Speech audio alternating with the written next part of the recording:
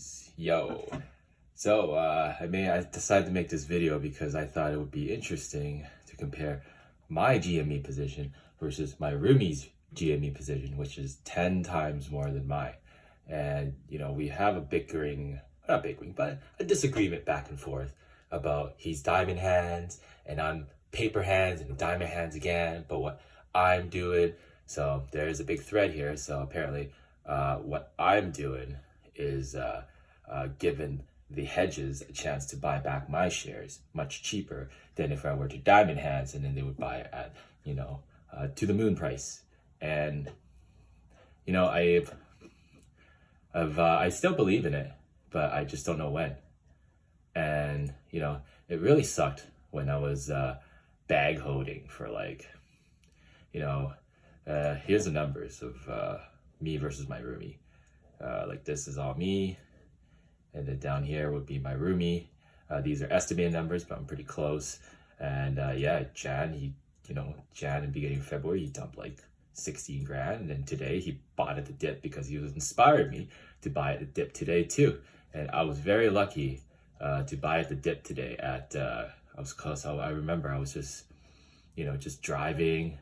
I had some work I had to do, and I made a few bets. I was like, oh, it's gonna drop to $92 because me and my roomie last night we both agreed that there will be a dip before there's a moon, and it's just part of the price manipulation when they short these things, right? Like you'll notice it on the candlestick when just like, let's say if you notice today here, like boom, I'm gonna short motherfuckers, or boom, I'm gonna short these motherfuckers. And I was just super fortunate to get it the $88 mark over here. I was driving, everyone was driving to work, and then these flashes, and I was like, no, change the buy order, and then boom, and I was like, no, let's change it again, and bam, if I managed to get it at $88 before it started rebounding. And you know what, I really have to thank Uncle Bruce here. Uncle Bruce is the fucking man. He's literally a guy that been in the game for all his years. He's retired. He doesn't play stocks anymore because he doesn't want to get investigated like our man Rory Kitty. Like, come on, man. Like this guy is just so jokes. Like I love him to death. But his latest crypto message, and I play poker and I love rounders, but I'm just kind of confused if he's really in it for the belief of the company, that the company will turn around. Because I have looked up, that's Ryan Cohen. Yes, I have, if I was homosexual, I'll definitely give him a wink or two. But he has a really good track record of turning companies around. In his last venture at the Petco, or Pets e-commerce, he turned it around and he's killing it. Yeah, all-time high. So it's can you work his same magic with Gamestop? I think Rory and Kitty believe so. I don't know. I think he has a security license, so he must be really smart enough to know that there is short interest. But he is not in a position to convince the public. The only thing he can really convince the public is to diamond hands, right? Believe in the company, and the rest will follow. Like, this is one of those things where it's the Tesla in the video game industry, right? So it's just believe. Like, it doesn't matter what the profit to earnings ratio is. Just totally believe. So I scraped this data here. Not really scrape, but copy and paste, because I can't really code. And where's my? I hate. There you go. I gotta get used to Macs. Hey, so yeah, I put these numbers in. I did a little bit of calculations, and honestly, these numbers, they don't mean shit. It's just like at the roulette or baccarat table looking at stats. I'm kind of doing the same thing. So as a gambler, I'm just really predicting the future here. I'm looking at different ranges of like opening and close. Like, holy shit, like, can you imagine being difference of $206 in opening and close day? Which is why after hours, if you guys don't know, stock market trades at 8 a.m. and closes at 4, but then there's a secret portal called after hours that people can still do their dirty bidding. I call this the suits play. Like, when I say suits, I'm always envisioning like fucking not the fucking not the show, but like yeah, just more actually stockbroker. Like when you think of a stockbroker, what do you think? Yeah, suits, these motherfuckers. That's what I'm talking about. These are the guys that I have a problem with, right? And of course, me and my roommate were always arguing over the fact that, hey man, like don't sell your shares, like hold, like every time you sell your shares, you're gonna give it back to the hedge for cheaper, and then our chances of gamma squeezing is diminished less and less.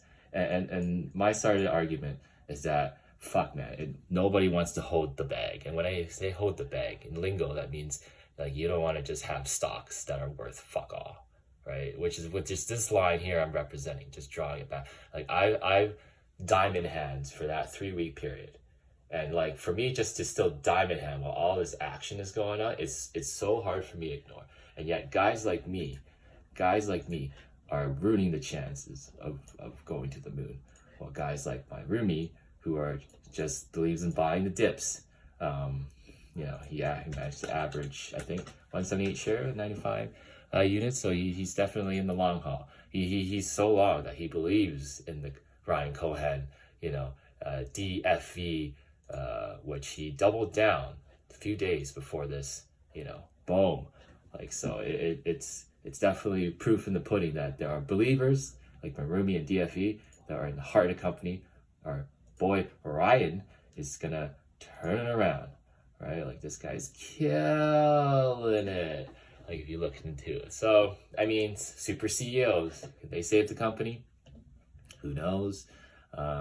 In my position, after all, like, you know, this is why I like platforms like, well, simple, like just free trades and just kind of like, you know, buy low, sell high. But although statistically, I have not been doing great in that game. I definitely buy, and one of the reasons for this is I have the moon fallacy, or going to the moon fallacy. So, one of the strategies I like to employ, I remember when this sell order hit the $99, you know, obviously it started here at the day, and it just went up. And I thought to myself, it's like, oh, at $99 at the time, I'll get my money back and then some. And, you know, I was looking at it while I was hovering around 102, 103. And yeah, it just kind of like, it just sunk. It just sunks for, oh my God, sometimes I can't read these graphs. But yeah, it sunk below $90. And then that's when I had to go. I had to go for a drive. I had to go do my thing.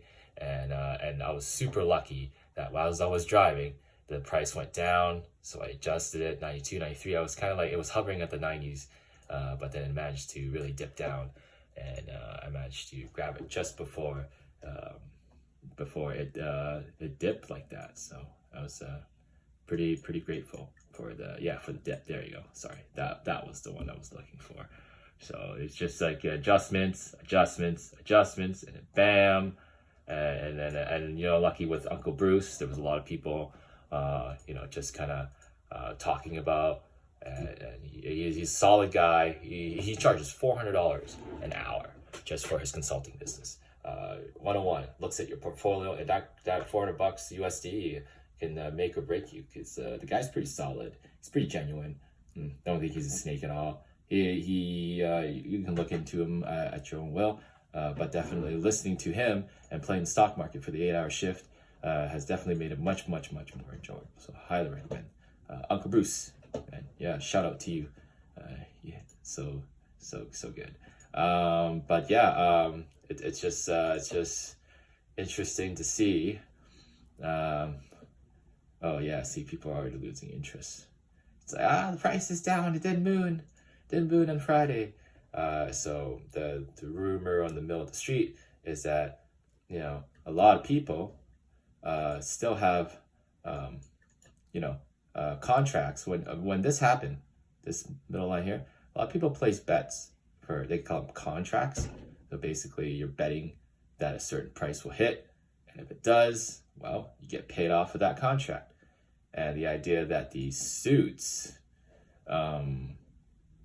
borrowed a lot of GameStop shares because they were betting on the fact that the company will go bankrupt. And it was financially sound. But I guess gamers like around the world didn't think so. And yeah, and here we are. It's quite a story. Whether the media wants to admit it or not, I'm sure Suits has their hands. Because if you go and type in, Jen was just like as a rookie, if you go and type in GameStop stock, because it's my first time hearing about it.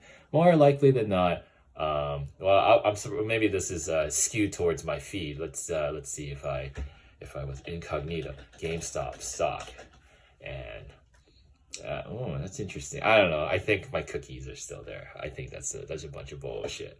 But more than likely than not, you're gonna read negative news. Don't get into it. It's a gamble, and it is. It really is. We don't have the insider trader, but many experts, some or many rumor mills would say otherwise. So be very interesting to see what's going to happen on the Monday. Although there was one more thing I wanted to stress because of the title of the that my roomie and I were kind of bickering over what I'm doing versus what he's doing, and I get it. He's in a much more deeper position than me. He has every right to believe that the squalls will happen, and what I'm doing does not help his position.